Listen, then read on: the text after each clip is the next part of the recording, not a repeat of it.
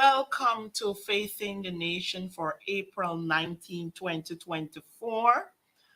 I hope that you guys had a wonderful week. And as we start the program, permit me to remind you to tell a neighbor, tell a friend, call them up, let them know that Facing the Nation is on. Today, we're going to have two very special guests, and we'll be, diving into the major issues that we are facing right now in terms of what's happening in the country, particularly with infrastructure. So call up a friend, call up a neighbor, tell them Facing the Nation is on. They can't afford to miss today's program. Join us on the People's National Congress Reform page on Facebook, APNU AFC page on Facebook, the People's National Congress Reform YouTube page, and of course on your local TV, Channel 6. All right? Without any further ado, I want to introduce my guest today because we have a short time and there is so much to talk about. He is no stranger to Facing the Nation, no stranger to Guyanese, no stranger to social media. He is none other than the Honorable David Patterson, Member of Parliament. Welcome. Good afternoon to you and your viewers. My pleasure to be here once again. Obviously, we have interesting times in our country. Yes. So, pleasure to be here.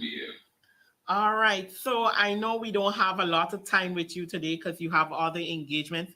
So I want to head straight into what's happening. I mean, there are a lot of things happening, particularly in the infrastructure sector in the country. We know that this government seems to believe that the best thing to do, that where all their focus should be, all the money should go, it's on infrastructure right now. So there's a lot happening. There's been a lot of talk about what's happening at GPL, of course. Over the last few months, the country has been suffering with the frequent blackouts and what's happening there. But yesterday, the announcement, because people have been asking questions on terms of the cost of this project, and we see the government now saying that it will cost for them to get this ship. Just the mobilization fee is $1 million US, and we're not talking about what it's going to take per kilowatt. Let's talk about that. Well, look, the issue that you have is simple. Uh, Create a problem, which the PPP did. They've done nothing at all for the last 4 years. So they created a problem. They've gone around and then they've used about 6 different ministers who came with 6 different um, tales and lies about what was not done with the APNU in the APNUA at the time. We've disputed that. We provided the nation with the facts and everything like that. So they created a problem. So we have a shortage of electricity, and they created this problem by not buying new sets, by not maintaining the existing sets. And then obviously the country was plagued into a series of blackouts every day, daily blackouts every day. And then in the end, what happened is that like they want to be saviors, and they went and you don't know where they found, and they found this barge out of Cuba through a third party in Kuwait. I want people to make the nexus. They found some company in Kuwait who had a barge in Cuba and who they were just sitting there waiting. This is almost similar to the 17 containers that they found for in Honduras, Mm-hmm. and that they bought them. And then, of course, they announced that this barge will be sailing from Cuba to here and should be Cuba. here Mm-hmm. sometime in May or those things like that. Pure, and then, of course, they announced the cost. I mean, when you interrogate it, you realize that you're paying in excess than 55 US per megawatt, which is extraordinarily high.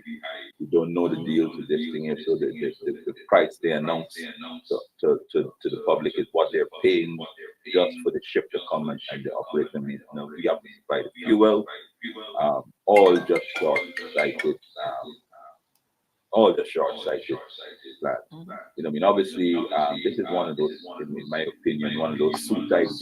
You know, you create a problem, find a Yep. middleman, and people get cutbacks, and then obviously because the country is desperate uh, to end blockouts, they're saying to you it's a good thing, but it's obviously is really a bad financial deal, a short-sighted deal. But the problem purely and solely lies on the lack of management and the lack of skill and the corruption um, involved with PPP. But that's generally it. And that's what they do all the time, you know. Just bought um,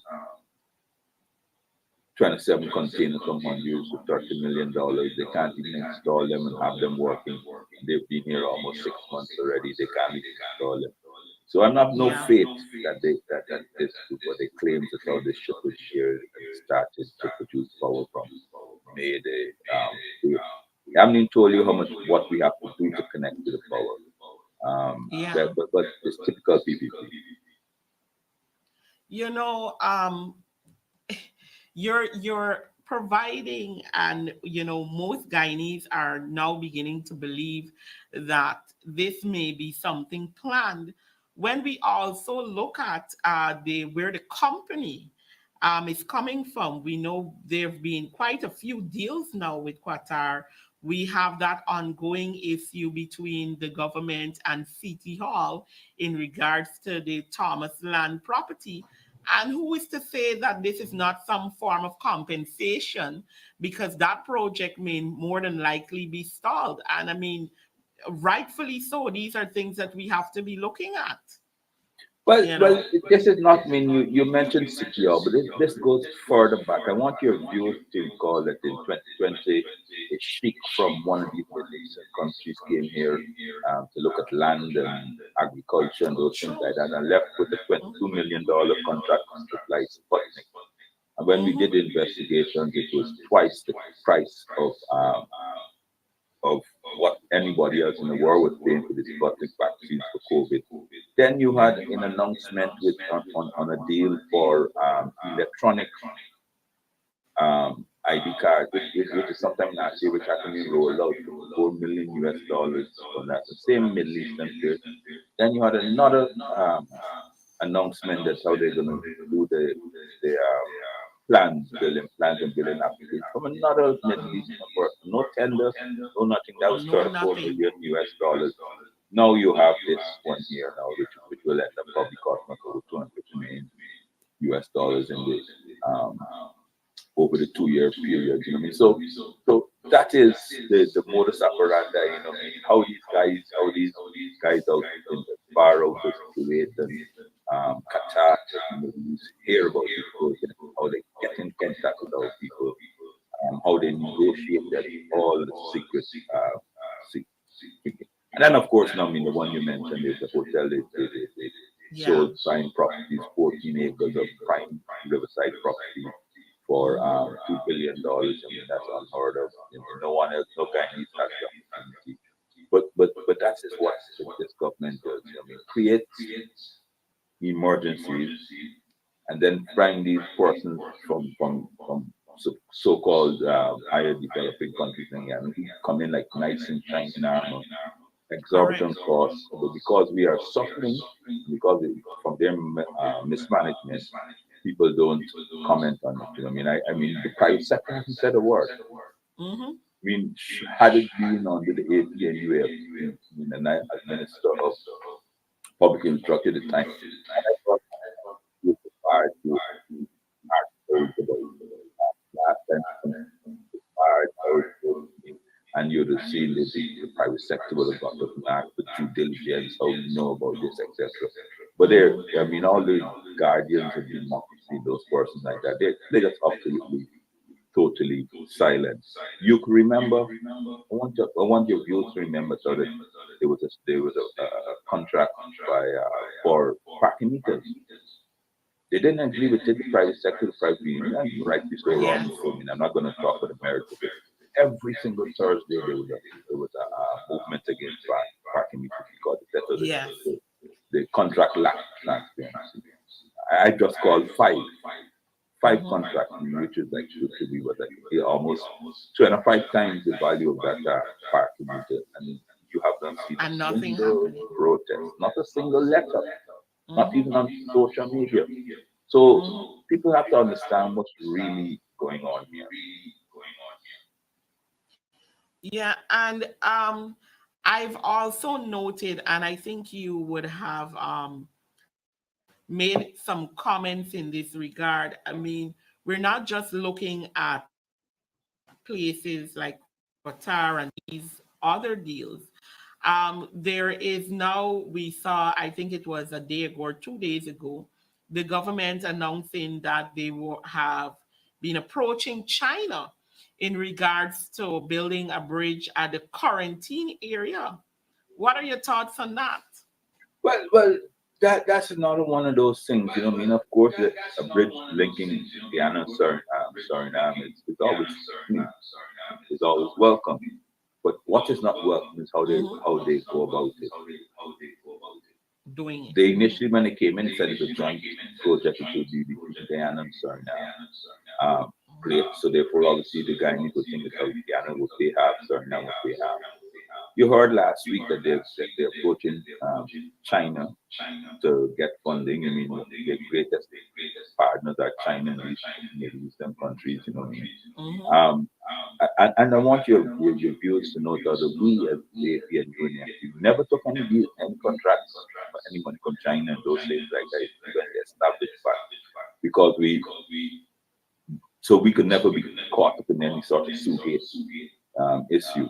So now there's a big announcement that we are approaching Suriname, and Suriname very cleverly announces that they are under IMF regulations, so therefore they can't take up any more They new can't. loans. Mm-hmm. So obviously, once again, Guyana will be taking out this loan because if Suriname can't do it anymore, so China has to take a loan. We will be taking out another loan. Who owns the bridge? I mean, you know that Mm-hmm. Suriname has a potential claim on the Continental River where they said the entire Continental River belongs to them. Belongs Is to there them. any agreement signed to say that, oh, listen to me, even though Guyana will be now funding it, because obviously Suriname can be part of this deal agreement, that the bridge belongs to Guyana and the Guyanese authorities will run it and collect the tolls and those things like that. It's nothing like that. Nothing. Everything they do just scare them, and you know, half baked ideas, and we simply and everyone simply goes along with it in the name of in the hope of development. But you can't have development like this, whereby the country, the Guyanese taxpayers are having to put the entire bill. They can't. Mm-hmm. I mean, there's been the amount of loans that we've taken. You know, I mean, our future generations will be burdened with these loans that they're taking loans from almost every single person. Any person that says, "Oh, you have money, we take loans." This time, we have billions of dollars, Correct. right? Can't pay people, can't pay anybody, can't reduce income tax rates, go and borrow billions and billions of dollars on projects, and every single one of their projects are stalled. Every single one. You know, I mean, you name it, they're stalled. So they're just taking this money, they can't spend it, they're leaving a debt burden on every citizen, you know, born and unborn, and then we have to pay it back. And Mhm. all of these contracts are delayed and riddled with some sort of irregularity. As you talk about the loans, many Guyanese would have felt that the fact that we are making so much money now from the oil and gas sector, we keep hearing about the billions of dollars. The loans would have been something that would have been significantly reduced. But instead, what we're seeing is almost as if there is an increase in us approaching places for loans during this period. That's absolutely correct. I mean, the idea of when we as the APNUF created the Sovereign Wealth Fund, it was to benefit all Guineans. So we're getting now almost 650 thousand barrels a day. At the current price, that means that Guyana earns our 14.5%. We earn about 8 million US dollars every single day from the oil revenue. Mhm. Why is it that you can't put some aside? You know what I mean? If you put some aside, this bridge is supposed to cost 100, the Suriname bridge is supposed to cost, say, let's say 120,000. You Mhm. could take and you could take $2 million, $2 million out of that every single day. In 70 days, you can pay for it, Mhm. right? Because that would be $140 million. $2 million out of 8 million US dollars we're getting Mhm. every single day. We don't need to borrow loads. All we need to do is plan strategically, Mhm. Budget. spend prudently, budget wisely, and we could fund all these things without putting it. And if you only take two and you use four, you save two that's of the $8 million. There will be money for our future generations. There will be money for us to spend now on what we want to do locally without these loans. But they don't want that. They want to spend all the money because they want to spend all the money that we have now on pie in the sky and giving their friends $1 billion contract to build a pump station. You know, what I mean, never ever built a pump station, never built anything. Haven't Mhm. finished a single project, but he gets $1 billion, 5 million US dollars to build a pump station, and then they give the statement aid in Bamio like 4 years, the longest building primary school. You know, what I mean, another 2 million US Yeah. dollars to build a Yeah. primary school. So that's what they do with our money. That's what they do with our money, and of course, I mean, then they say, I mean, they borrowed $200 million to the Damara Bridge, and that doesn't even started. It's only like 8% completed. You mean so all the projects that they have are just stalled. Mhm. You know what I mean? But they keep borrowing just because they can get their hands on money. Yeah, you would have when while you were in government as the Minister of Public Infrastructure, you would have inherited a deal that the PPPC obviously would have concocted how they usually do in the same fashion and style for the airport.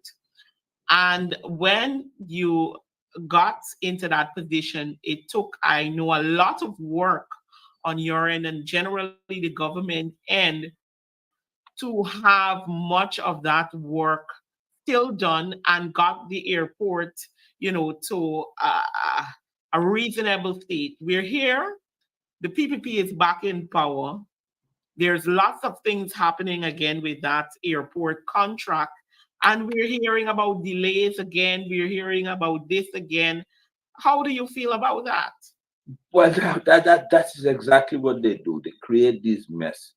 Other people come around and try to clean it up and make some sense of what they've done, and then they got back in and restarted exactly where they stopped off. Left it off. They signed the airport contract about 2 weeks before the 2011 elections.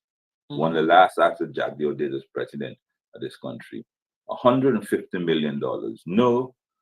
No design, no specification, no nothing at all.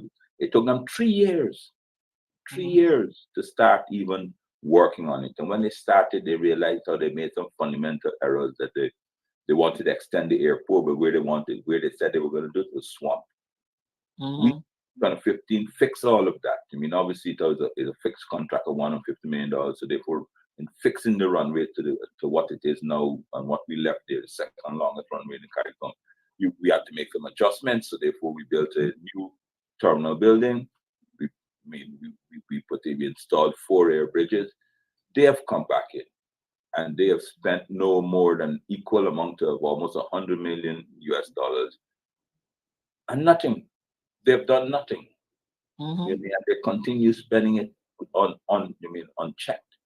You haven't heard a single word. They just see pictures in the paper saying that they're doing this. If you go to the airport, I traveled there last in January through there. Absolutely nothing has changed from when Mm-hmm. we handed it over to now. The same terminal building, the same departure launch.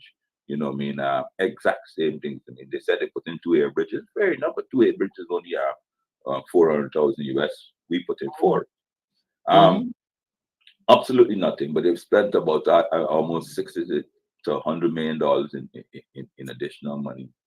Hasn't have not we put in, and there's certain things that people should know.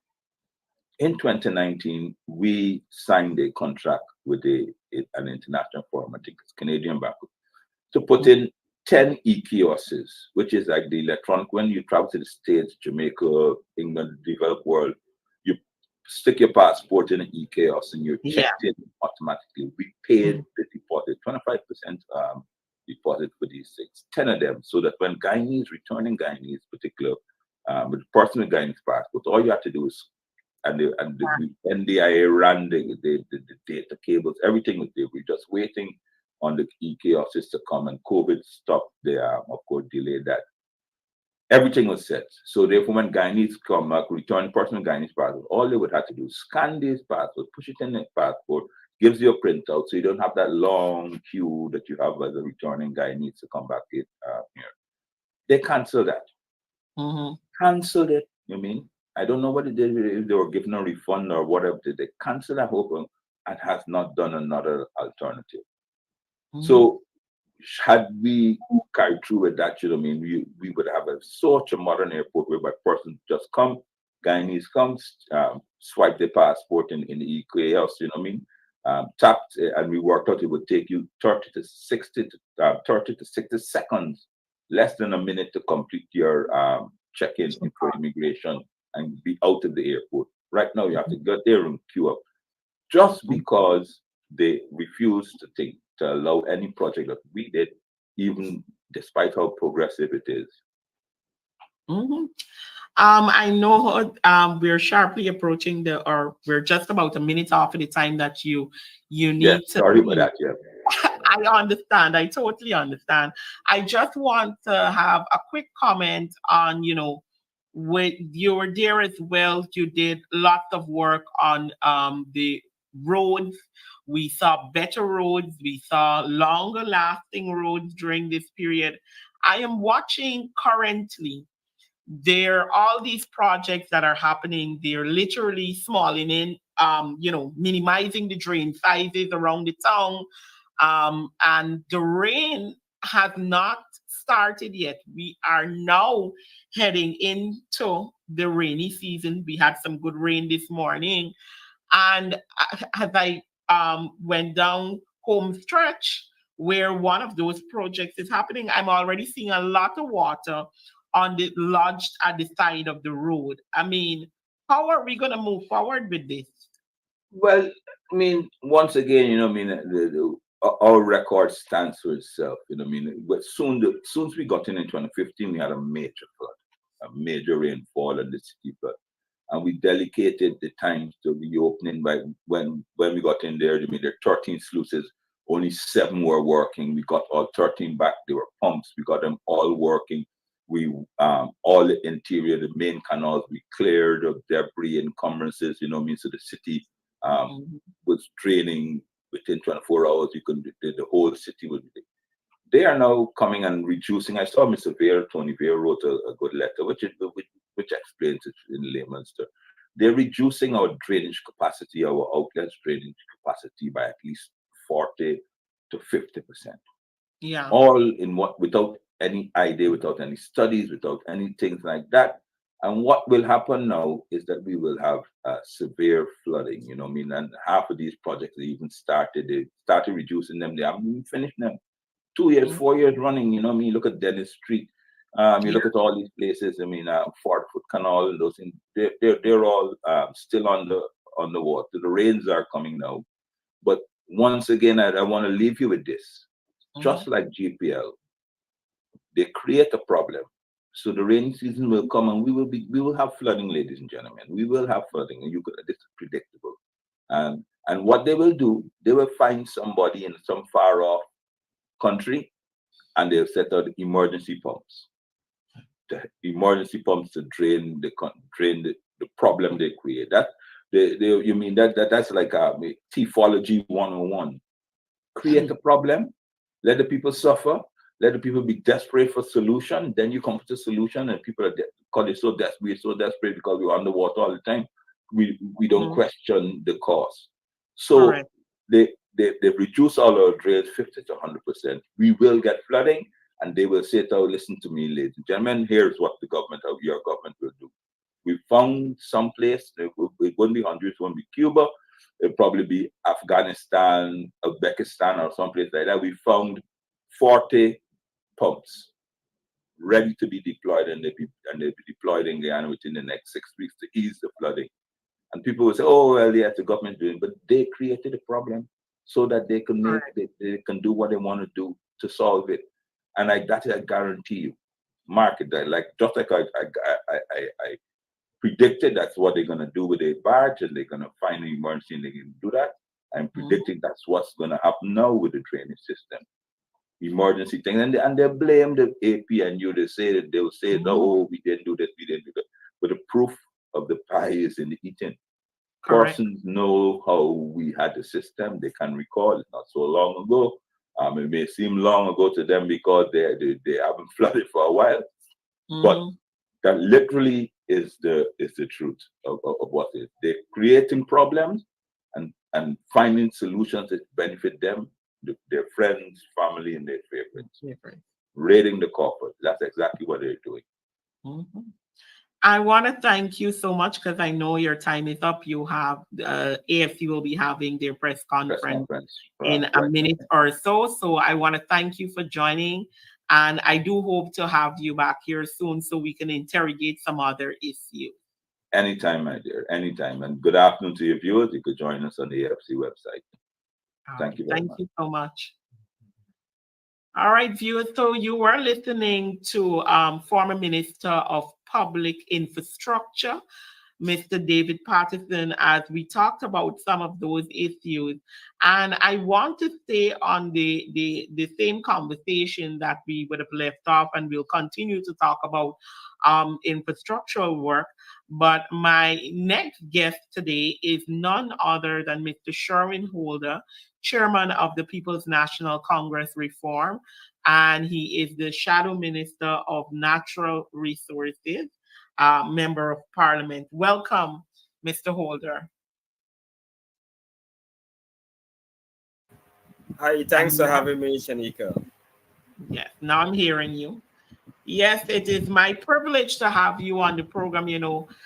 We usually don't ever have enough time to go over the things that we have, but we're going to see how best we can do. I wanted to bring you in on the conversation that I just left off with Mr. Patterson. I was talking about the situation with the road that we are seeing, their projects coming up left, right, and center, particularly in the Georgetown area. I'm seeing a lot of residential areas as well being affected, where we're for some reason seeing that in residential zones, for some reason, the government wants to widen the road in those residential areas. I'm looking at places like Bel Air, etc. We're seeing that happening right now.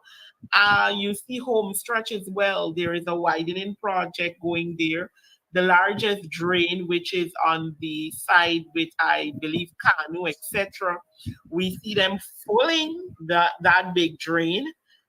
We've already seen them narrow on the other side. And today, a bit of rain fell this morning, and we are basically looking at all of that water that is already being launched on home stretch, and every drain or trench in that area is already flooded. Oh, yes, Janika, thanks. Look, we have to look at this whole thing in the historical context of the People's Progressive Party. I want to take you back before I actually get to the issue at hand. I believe that the People's Progressive Party is in a state of mind. Uh, and let me explain. In a particular state of mind, over the 23 years that they were in power, they were not able to really achieve anything tangible, anything that they could show that, look, this is what we did over a period of over 2 decades, 2 decades plus 3 years. And so that has to be taken against the backdrop of what the PNC did while the PNC was in power from 1964 all the way to 1992. The PNC has some remarkable projects. We had a decade of development where we had the largest floating bridge. We had the multilateral school expansion across the development and expansion across the country. We had highways all the way from Borbis all the way down to Region 3. Mhm. There are so many infrastructural projects that the PNC, the Linden Highway, which still Yeah, which stood the test of time, that is still there. Of course, now there is need for repairs. But what I'm trying to say to you is that you have to look at it from this angle. There are a number of angles that I want to analyze it from, but this is one of the angles. They don't have anything tangible to show.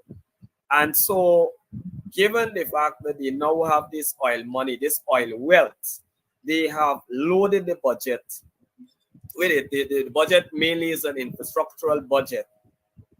It does nothing for the ordinary people really. In yeah, terms of the development of their lives, we see the economy plunging. We see the cost of living on the increase. That is actually an understatement. The cost of living is pretty much high and overbearing for most of the people in this country, the yeah, ordinary people. And so we have to look at it from that perspective. They have a lot of money now. They are a corrupt government, so you have to take that into consideration. They're only looking to dole out these projects to their friends, family, and favorites. And so, in my view, they would have overloaded their friends and family. Some of them don't even have the capacity. And I know you don't want to get into some, you don't want to identify certain specific projects, and we can yeah, come to that. But I'm giving you it broadly. They don't have the capacity. Many of them are now getting into construction. Many of them are housewives listed as constructor. And I have nothing against a woman developing and have it. But what I'm saying, some of these projects, when you look at it, $200 million. You can look at the Bamia project, how many hundreds of millions of dollars to DJs. We can look at, mhm, and I know you want to discuss further, TPU Group, headed by yeah, Critic. Those are all examples, and so this is what is creating the failure on their part. They don't have a plan. They're just, as you rightfully highlighted, you just see infrastructure projects are just taking popping up. place randomly. Another thing that I think is critical to what you're saying is the fact that they are narrowing the drains, and they're not taking into consideration that the rains might come very soon, and then we will Mhm, see flooding in Georgetown. We are mhm, going to see major flooding. Brace yourselves, guys. We're going to see flooding in Georgetown with all these projects that they're doing, and they're not managing it properly. There's no national or no regional or no drainage plan for Georgetown, our capital city. We know that Georgetown historically has been flooded very, very easily, and there is a need for citywide or a Mhm. national drainage policy, I would dare say. None of Yeah. that is existing under this PPP government. So they will run into these problems. Mhm. I know you have more questions. I would just take a bite at the airport project, for example. Yeah. Myself as chairman for the Economic Services Committee, I had one Jill in front of my committee just on the 10th of this month. And I Mhm. asked the question, why is it that this airport project just keeps going and going over decade long, way over? We continue Yeah. to pour billions and billions, and we're not seeing where these monies are going, and the projects are marred by delays, and we're not saying anything to the nation. His simple Mhm. response was that in places like the US, you see these big airports continue to expand. That is unacceptable. We must know what is the plan here. David rightfully expounded on it. The mistakes that they would have made. They had Mhm. no plan. They took over 3 years to get off the ground, and it was a disaster. There Mhm. was a public outcry, and there continues to be a public outcry. I saw the minister go Mhm. to the airport, and I was flabbergasted by the comments by the minister. I'm sitting in my living room watching this unfold. The minister is saying to the contractor, look guy, you have to take on more staff, and you have to do this and you have to do that. The minister is not the technical person, and for a Right. minister, Ejil Correct. understands that this thing, there are delays, and it is embarrassing his government. He From that statement, it could be inferred that he understands that the contractor lacks the capacity and the competence to undertake such a project, and so Mhm. he is now volunteered to say to the contractor, look, you've got to employ more persons, and you got to do X and you got to do Y. That is unacceptable. It is Mhm. supposed to be the other way around. Correct. The contractor is supposed to explaining the process to the minister and bringing him up to scratch. That Right. this is where we Mhm. are, and this is this is this is my progress report. This is when I intend to complete it. These are the challenges. These are the and that's what is supposed to be happening. But it is the other way around. Unfortunate. We can go to the project of Conversation Tree Road. That project Mhm. that widening and making that highway there. They Yeah. just announced that they have to scrap a section of that project. They have to scrap it. Yeah. The contract is failing miserably to complete his portion of work. Now, what that means is that it has to go back to tender. I hope they follow the right process and don't We handpick hope someone it goes again. back. For them, Yeah. you have to go back to the process. It means that you have a time delay. Obviously, you will lose some money. I don't care what they say. You will lose Mhm. money, and time is money. Time is money. There is Mhm. the drainage issue because the project will leave just as it is. And so there drainage issue, there are a series of consequences because of Mhm. PPP incompetence, and their corruption when it comes to the whole issue of contracts. We can look at, and I hope you spare me 2 more seconds. We can look No, go ahead. at another project or several others. We can look at the Cemetery Road project, which has been in Correct. the media for a long, long time. Mhm. And we can identify the contractor as a friend of the People's Progressive Party. It is quite obvious. Correct. The number of contracts that particular contractor was given. I have no problems with contractors. I feel that everybody has the right to get into construction. It is a lucrative industry, or it should be a lucrative industry.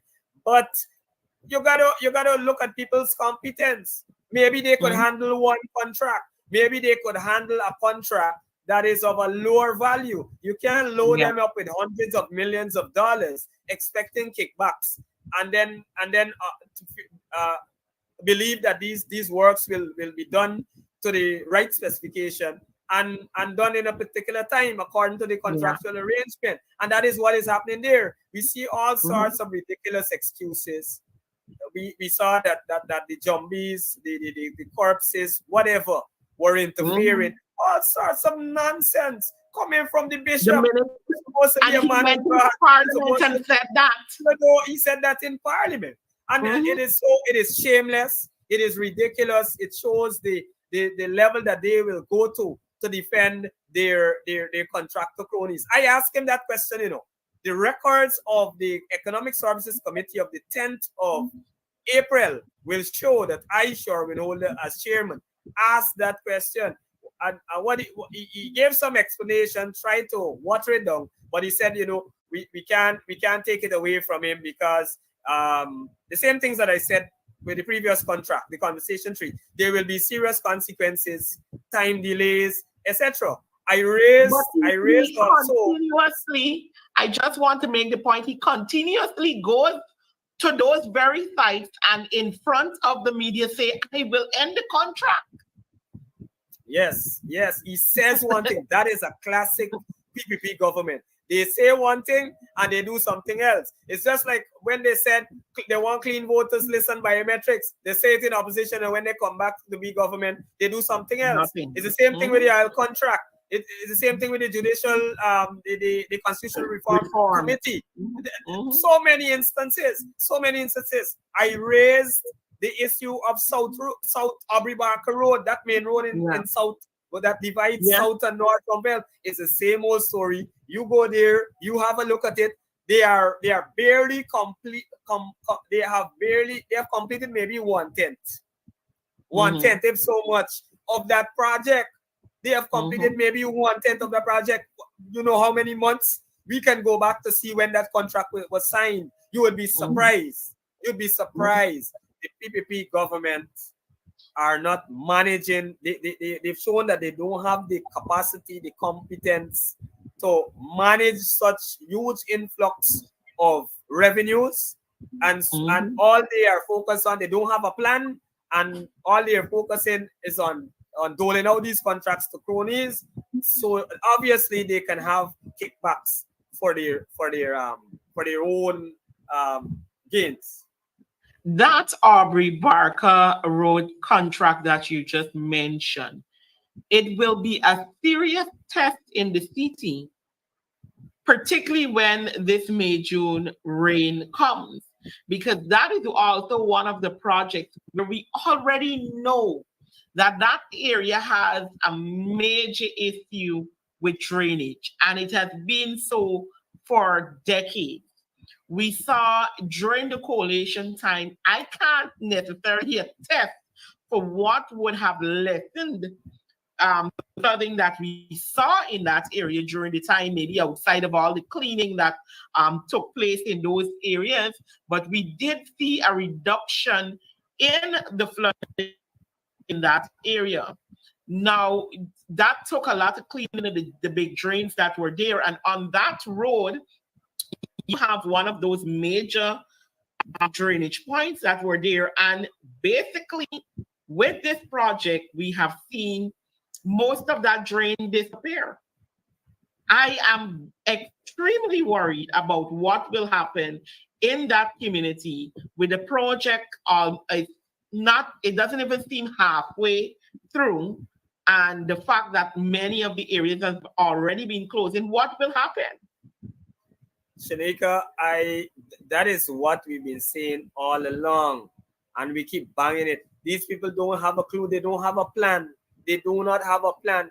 You have to address the drainage situation in North Rumbelt and South Rumbelt before that is critical. Before you go to expand the road, you need to address the most critical issue. You have to prioritize as a government. And this is basic. This is management 101, Shanika. This management 101. You have to prioritize. There are certain basic things that you must consider. You know that the major issue for this community is flooding, and it's a huge community. You have thousands of persons living there. It's one of the most heavily populated areas in Georgetown. And so it is a problem that we have to solve. We did, as you rightfully said, we did certain things. We took certain steps in ensuring, mobilizing mobile pumps, ensuring that those who are responsible to do certain things with the sluices, they do it on time, they do their job, and you had this kind sort of efficiency. So while you could not have determined what Mother Nature would do, you still took the necessary steps. You preempted certain things, and so that is why we were on top of our game. This administration is doing quite the opposite. They're putting the cart before the horse. You're going to do road expansion before you address the critical issue of drainage. And yes, they will say, "Oh, we're doing a big drain alongside." That is not it. The drainage is not only for Abribarka Road. It is the entire from Belt, which might lead into that major drain there. And so you've got to deal with this issue holistically. Shanika, I reiterate again, these people don't have a clue. They don't have a plan to what they're doing. And the hurtful thing is that they have access to so much resources. They have access. Money is not a problem. You can't complain about money. 3/4 of the budget is infrastructure. The money is there. And so it is just a matter of their incompetence and the corrupt nature of the People's Progressive Party, the lack of vision, the lack of proper planning to deal with the infrastructural works that they have now embarked on. You know, I want us to touch. I spoke with David Patterson on the issue of GPL, and we particularly zoomed into the new update where we're now being told that they'll be paying $1 million for mobilization of that ship. And then, of course, there's the added cost per kilowatt, some 6 point something cent, US cents, that is, per kilowatt. And we would have talked about and pointed out that here again, we've entered a deal with Qatar. We also remember the issue with the hotel. And he also brought us back when the sheik was here, who came on one mission and ended with a deal for vaccine for COVID-19. You know, so we're looking at that. What's your thought on that? Look, the PPP, again, I want to put this thing into context. In my view, this government creates certain crises in society so that certain they can achieve certain things. I wouldn't put it past them of allowing certain things to happen. Look, if we go back to when they came into government, why would you scrap a system that is working? You know, when you left government, the mess that you had there, you were incapable of handling it. It was out of control. The opposition came in and dealt with it. We put a strong plan in place, a moving plan, a 5-year plan that constantly moves. We brought in the technical people, we operated professionally, and we got the job done without oil money. Why would you come in and dismantle such a plan? I could only conclude that there are underlying motives here. There are underlying motives here. And so people, how I see it, this allows them now to go and sole source as they are doing, because they are not putting anything to tender here. They are going to treat it as an emergency issue, and it is an emergency issue. I'm not saying that it's not. This is a crisis. We need this thing fixed like yesterday, Shanika. We need this thing fixed like yesterday. And so it is an emergency, but they are going to use that to outsource, and they have particular areas that they go to. It is by no accident that they are going in a particular region to engage a particular company to do certain things. And so what is being revealed there is quite alarming.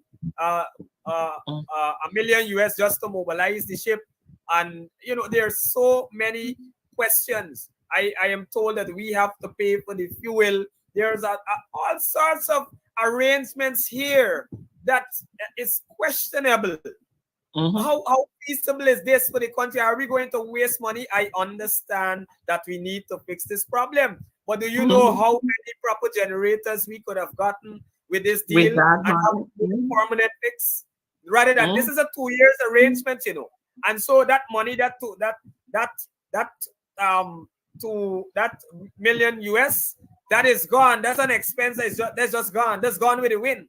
There is nothing, there's no fixed asset there that will continue to serve us. This is a 2-year plan, and this is what you're paying for, strictly a 2-year plan. So I wouldn't be surprised after the 2 years if this thing does help a little in whatever way. I wouldn't be surprised that there is some kind of other agreement, other arrangement carrying it beyond that.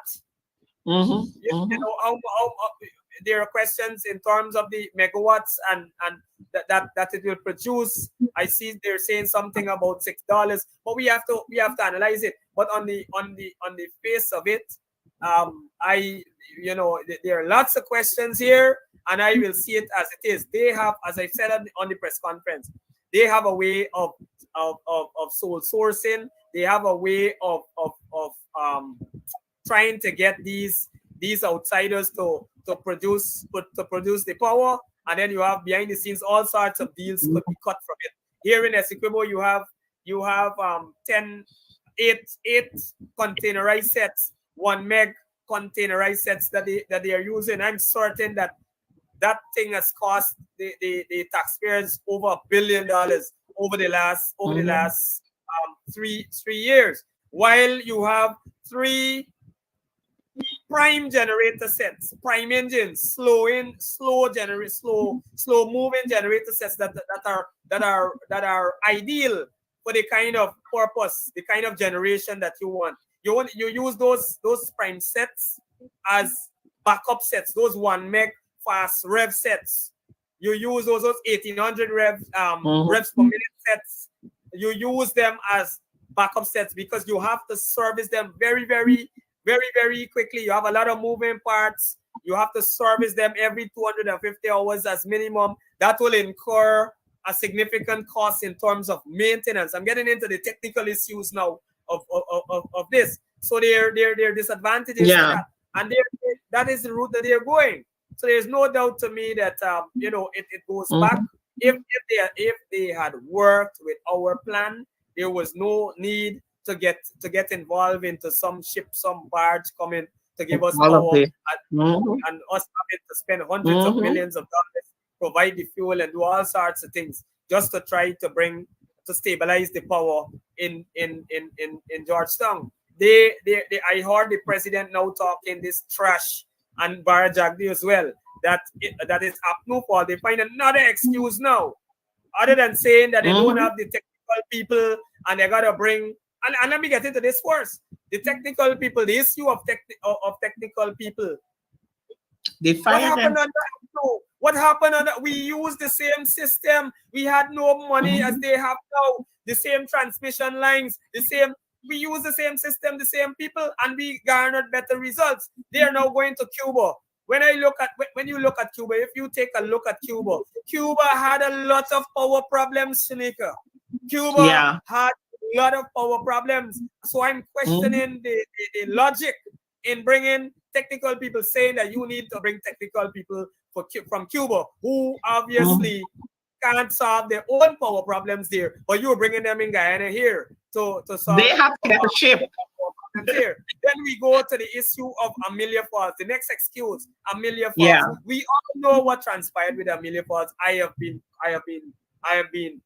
been requesting and campaigning for somebody to put up Amelia Falls right now. I am certain, without a shadow of a doubt, that falls is bone dry. Kaichor is barely dripping, the mighty Kaichor. And we've seen before what would have obtained with Amelia Falls. It can be the solution. You have dry season now. Where would we have gotten 160 megawatts from Amelia Falls? It would not happen. And once there is that shortfall, it will mean that we will still be in the same situation that we are now. So the nation must pay key attention to these lies that they try to put out there. It makes no sense. They just wake up one morning and talk these things. It is their party's mantra. It is their talk that, oh, it's Apnu fault. Everything in this country is Apnu fault. The consensus of persons in this nation would know that when we took office, there was a problem with power in this country in a major way. And when we left office, it was a different situation. We would have reduced the blackout situation in this country significantly. Correct. We are, of course, running out of time. We're almost to that end time. But I want us to talk about an issue I didn't get to speak to with Mr. Patterson as well. But we had the incident not yesterday, but day before yesterday, where the wharf area and the back of Stabrook area that in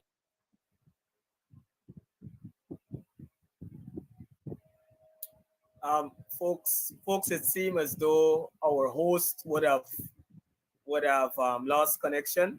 We're just waiting for her to sign you're back in. hearing it. Yes, I'm hearing you now. We lost Yeah. you, so I was saying that we lost you.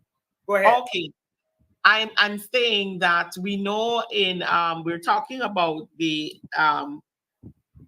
part of the Stabrook Market and the wharf that would have fell on Wednesday, I believe it was, and the fact that in 2017 it was the coalition government who would have condemned the area, and there was a proposal for a joint project between the main city council, who has main responsibilities for that area, but in collaboration with the Ministry of Public Infrastructure, that would have decided that they will do overhauling and do a project where they would have basically redone the entire area. And, it would have also been a form of a beautification project being done by the two entities collaborating. And that project was set to either start somewhere in 2018, early 2019. And then, of course, we know we had the no confidence motion. Those proposals were still there. The government came in and nothing has happened. And here again, we hear the president trying to put the blame on the coalition in this regard. And another troubling thing that I've noticed, and much persons aren't talking about it, but he immediately said that we're going to fix it and we're going to fix it now. And this goes back to what we've been talking about all afternoon here on the program. Where are we getting all of this money from? The procurement procedures, nothing is being placed. We just come, oh, it's an emergency, and here we go. You'll take it over from the competent people, and you're not even going to collaborate or talk about it. You've made a grand announcement. Let's talk about that. You're absolutely right. I want to say from the onset that the blame for this has got to be placed squarely at the feet of Irfan Ali and the PPP government. You rightfully said that in 2017, we would have condemned that. In fact, Shanika, it should have been condemned a long time before that. It should have been that was a death trap, and we rightfully, the AP and UAFC rightfully condemned it. But that being said, and all this about our plans, yes, we had plans to get it done. The resources, obviously, we had to prioritize where we're going to put resources, but we did the right thing to condemn it and not have persons there. I want to say it is regrettable that some people still used it, and about 5 persons or so, as reported in the media, would have been injured. I want to say that you have my sympathy and the sympathy of my party and the coalition in that regard. But that being said, now, when you look at what Ali is saying, a lot of things could be discerned from what he's saying there. You said that, I saw it, that he said, we're going to do it. Monies are suddenly available. Hello. Let me say this. Collaboration is the word. You're seeing it clearly that they have the money to do what is right, what is necessary, but they are refusing. They are refusing to do that because the APNU AFC has a majority on the council, and because this is a PNC base, they don't care that this is Georgetown, the capital city of Guyana. They don't care about that. They all they care about their own internal politics. They care about discriminating against any council that is a majority APNU AFC. Any council, whether it's a town council or NDC, that has been the approach of this People's Progressive Party. You know, we are lucky. Excuse me. We are lucky that that building did not fall and kill a couple of our citizens. It would have been a real tragedy. It would have been a real tragedy, Shanika. And so it is really disingenuous and for Ali to come out and say the things that he is saying.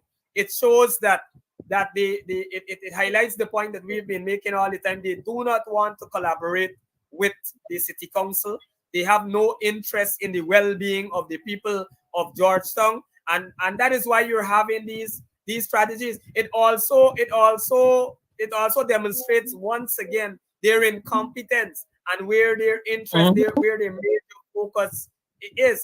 They went and do a project on the seawall. Our project would have entailed from downtown Georgetown, this area, right through to Kingston. That is the project that we were looking at.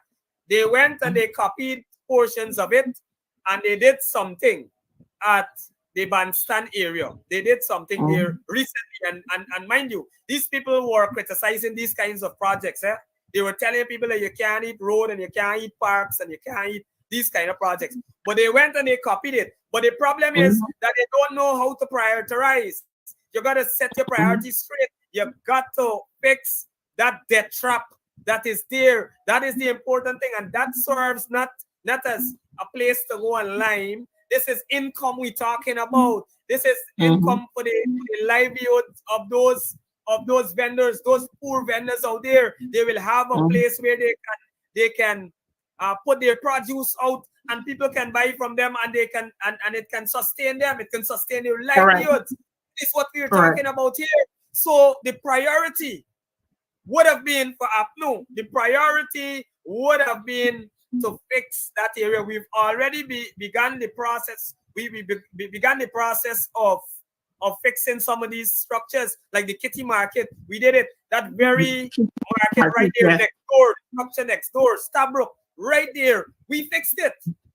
We fixed it. Yeah. So we know our priorities. We are concerned about the ordinary people.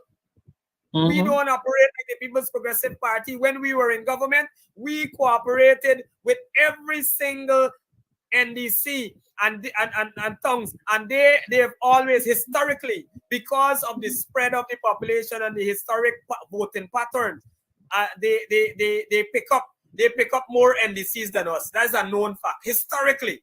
But we cooperated with them. We raised the subvision. We trained them. We provided training. We called them to meetings. We worked out a plan for them. Many times they didn't come.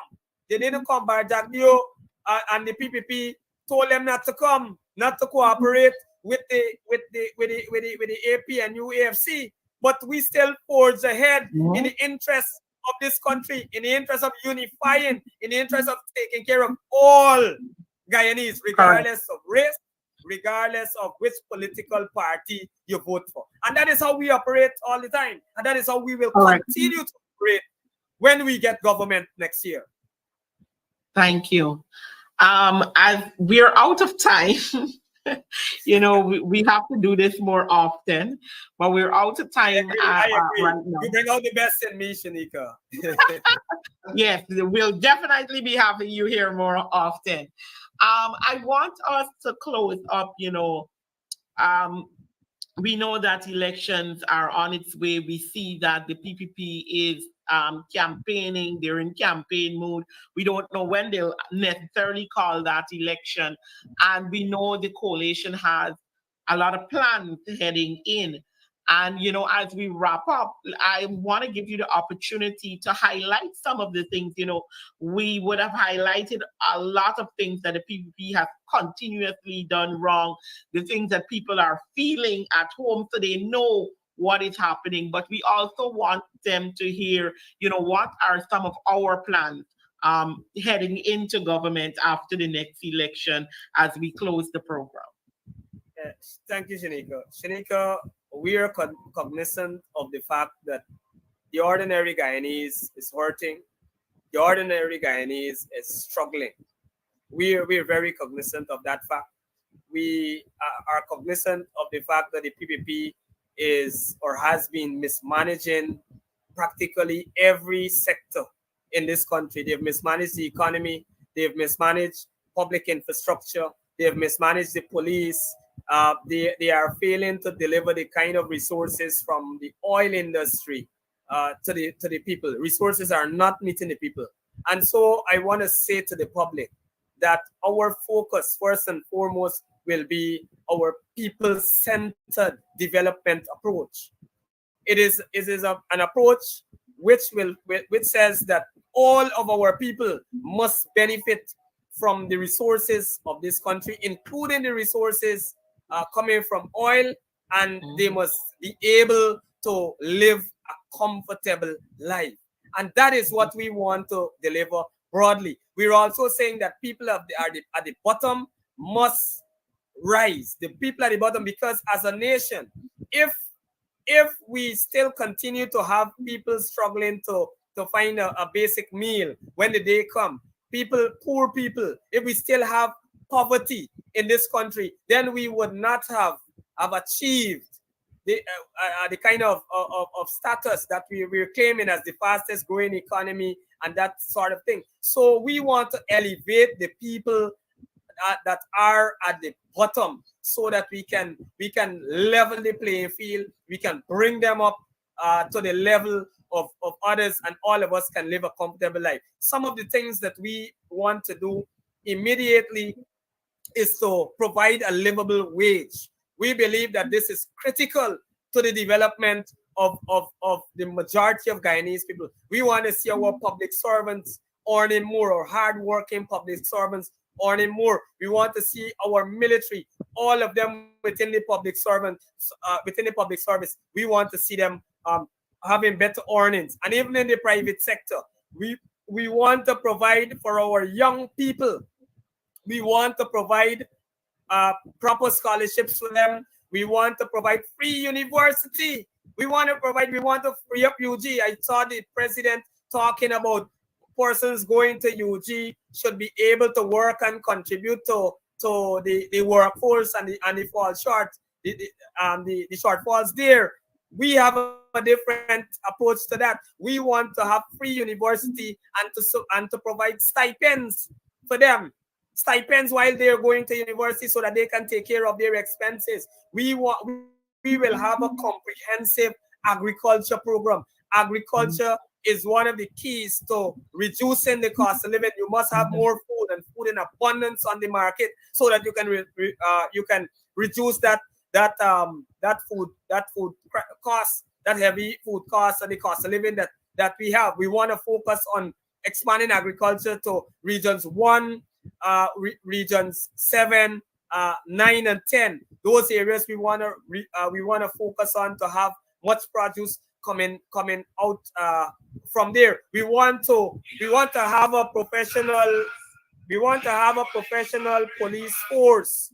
We want to professionalize the police force. We believe that there is a lot of lawlessness that is happening now under this PPP government, and as we did in that period 2015 to 2020, we want to see a professional police force, one that is ensuring that it enforces the law and ensure that there is law and order, and there is not a rampant crime and corruption that is taking place in society.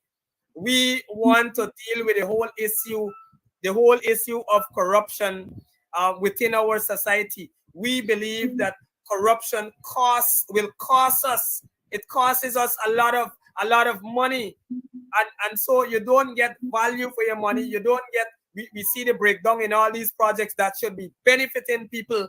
We see a breakdown there because of corruption.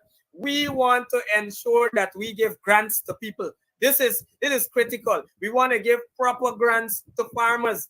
to proper grants to the small business people that are now creating these small business industry, small and medium scale business people. We wanna give proper grants to them. We want to empower our indigenous people, Shanika. We want to train them. They are relegated to the lowest level in this country. We want to show that they are people too. They are citizens too. We want to train them to be contractors. We want to train them in every single profession. We want to empower them. Shanika, I know the time, and I'm putting you in a There's a spot, lot. but I Yes. can look every single industry in this country and tell you about our plans. We have the finances to do it. We will run a clean government. We will run one that is transparent. Our oil industry, we will run it better. We will ensure that we get better, much more resources through audits, through better scrutiny of the oil and gas industry. We will train more people within the oil and gas and within society to do certain things. And so we will provide a better life, Yeah. for everybody, all of our citizens. That is what the next coalition government guarantees to the citizens of this country. All right. I want to thank you so much, Chairman, for joining the program today and, of course, giving great insight to everything that we would have discussed. I want to thank my viewers again for joining us today, and please be sure to join us again next week, same time, 12:30 to 1:30. I want to remind you, as citizens, we have our responsibility to keep and hold governments accountable, no matter who they be, and we must play that part. As when we help to keep the government accountable, our politicians are able to do what is necessary to stand up for us and to represent us better. And whenever the next general and regional election is called, you bear in mind the issues at hand and do what is necessary to put the People's Progressive Party out of power. I want to thank you once again and do have a wonderful afternoon.